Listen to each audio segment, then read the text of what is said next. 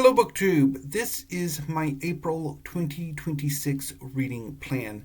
I'm filming this a day early and in the morning because I'm not entirely sure if I will be able to film this video tomorrow in a way that I want to. This month April is going to be a rather weird month, and I will talk a bit about that as well. So the reason why this video is coming to you so early is because I'm in the process of spring cleaning week. For those of you who don't know, I live and take care of my mother, and she likes to rearrange the furniture, primarily in the living room, but we're taking things a little bit further this week. So the plan is today I'm going to move the baker's rack that I have been using as a filming location back to the kitchen. And the bookcase behind me will, on a Friday, if everything works out, be moved into the living room to serve as a new entertainment center, which it once was. When I originally bought it for my mom, the top shelf, I think, was where we put the TV. And I've ordered 2 new bookcases to fill that hole in my library structure. And the current entertainment center will be coming back in here to serve as a new desk, effectively. Even though it's not terribly useful for that, but yeah. Anyway, so I'm making this video early because I like to stack my plan books so I can show them to you. Which, if I don't have anything to film on, or I can't really do it. And I don't want to lug the books into the little manga room. So, do it today. Hopefully I will be able to do Poetry Thursday on Thursday, and hopefully everything will be settled so that I can do weekly reads on Friday, but we'll see. Anyway, so let's get on to the plans for April. I'm going to start with the manga as I usually do. So March's manga releases aren't much. So I will be able to do them during 2 work days. Which ones I don't know. So I've already hauled JoJo's Bizarre Adventure, Part 7, Snowball Run Volume 6 by Hirohiko Araki. When I hauled in the rest of Golden Wind, the 5th part of JoJo's Bizarre Adventure. The other 3 volumes are yet to arrive. The final volume actually arrives today. So book people who I usually order my manga pre-orders with will get them packed up and shipped later. Excuse me. Later this week, and I should get them either sometime next week or into the following week, depending on the post office. I'm also hoping to start back up with One Piece by Eiichiro Oda. I just need to refresh myself on where the volume I left off at is. Anyway, so moving on to other books, I'm going to start with the continuing projects before touching on BookTube events and so on. So, I'm going to start with the final volume of the Sea of Fertility tetralogy, by Yukio Mishima. The final volume is The Decay of the Angel. So the Sea of Fertility tetralogy is about Japan in the 20th century using one character, Shigekuni Honda, as sort of the anchor and point of view character who, over the course of 70 years, tells the story of Japan while having to deal with individuals who he believes are the reincarnations of his dear friend Kiyoaki. The Decay of the Angel is the final volume of the four. It's about Honda, now in he's an elderly Honda, meeting a young man who he believes is the third incarnation of Kiyoaki. And things go from bad to worse for Honda. Although, given what happened in Temple of Dawn, he probably deserved it. But I'm looking forward to it because I have been loving the Sea of Fertility tetralogy. So I'm looking forward to finishing off the quartet. I'm also continuing my Alan Hollinghurst project. So in April, I will be reading The Line of Beauty. This is set in the 1980s, and it's about a young man who gets involved with an upper middle class political family who have sort of adopted him as a caretaker for their troubled daughter. I tried to read this a few years ago and did not succeed, but I've been having quite a bit of success with reading Hollinghurst lately, so I'm looking forward to finally fully reading The Line of Beauty. One of the big booktube events in April is Aussie April, so I have 2 Australian novels I would like to read. First is The Life to Come by Michelle de Krester. I really enjoyed her her more recent Theory and Practice. I'm looking forward to reading more of de Krester's work.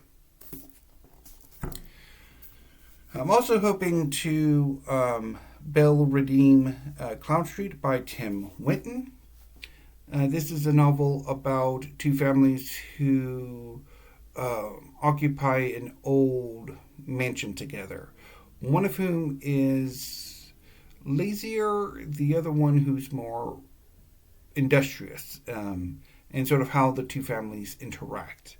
I'm not entirely sure why I gave up on this novel when I did a few years ago, but I'm hoping that this next attempt will be more successful. April is also National Poetry Month, and I have a ton of poetry to read. Over the last few months, I have accumulated quite a number of new-to-me poets. I'd originally thought of doing something rather stupid with them, but I've come to my senses and I'm just going to read them. As well as a few poets that are more familiar to me that have also recently come in. And I think I am missing one of the poets.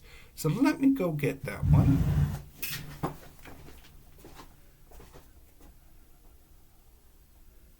Where are you, Kim? Oh, there you are. Okay.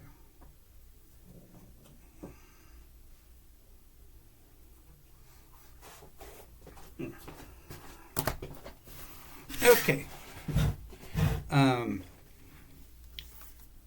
I'll reorganize you later. So instead I'm just going to read them, and any poems that particularly move me, I will be reading for Poetry Thursday this month. So the collection by a poet that I'm already familiar with that I want to read is The Book of the Rotten Daughter by Alice Friman. Alice Friman is one of my favorite contemporary poets, and I'm happy to have one of her older collections of poetry in my collection. I'm also looking forward to reading Deer Trails by Kim Shuck. I've been wanting to read Kim Shuck's poetry for a long time. Kim Shuck, if you are unaware, was for a long time the poet laureate of San Francisco. and is still very important in the San Francisco poetry scene. Every month she hosts and curates a poetry jam with the San Francisco Public Library that's always entertaining to watch. I'm also going to try Everyone I Love Alive by Jason Bayani. Juvenilia by Hera Lindsay Bird, which I guess could kind of sort of also go for Aussie April. Violence by Paula Bohnice. The End of the Clockwork Universe by Fleda Brown. Ever After by Fred Chappell. The Furies by Moira Egan. Adam and Void by Aaron Fagan. In Plenty's Woods by Brendan Galvin. The Nightgown and Other Poems by Taisia Kitaiskaia.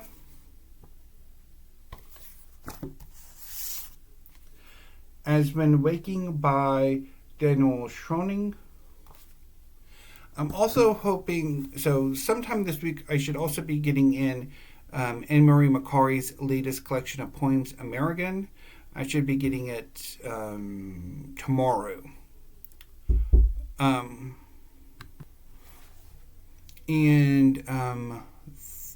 There's also another poetry collection, The Rot. I'm blanking on who the poet is, that I'm expecting to come in sometime soon. And I will talk about it when it comes in. I will try to find some time to fit it as well.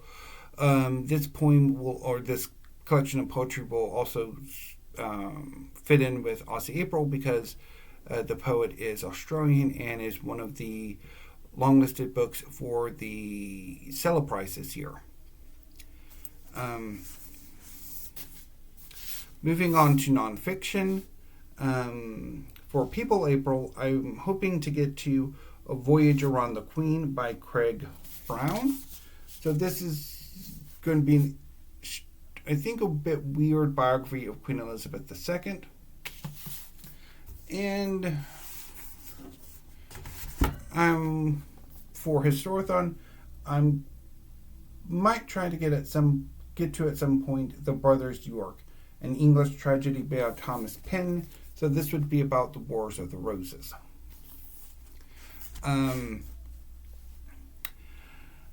Although I might change things up if things sort of happen. So I'm going to go ahead and sign off for now because I need to obviously put all of these books into a book, the books mentioned part of the video, and also need to put them back because I'm going to be losing for the moment my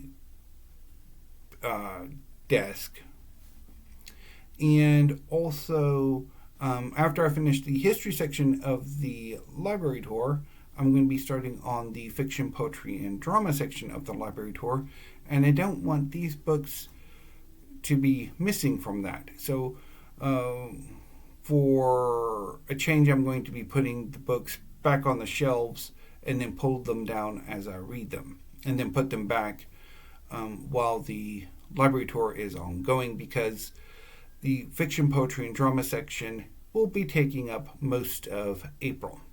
So anyway, BookTube, I will see you later today with the next installment of the history section of my 2026 library tour, which will be this shelf here. So anyway, BookTube, until then, thank you and have a great rest of your morning.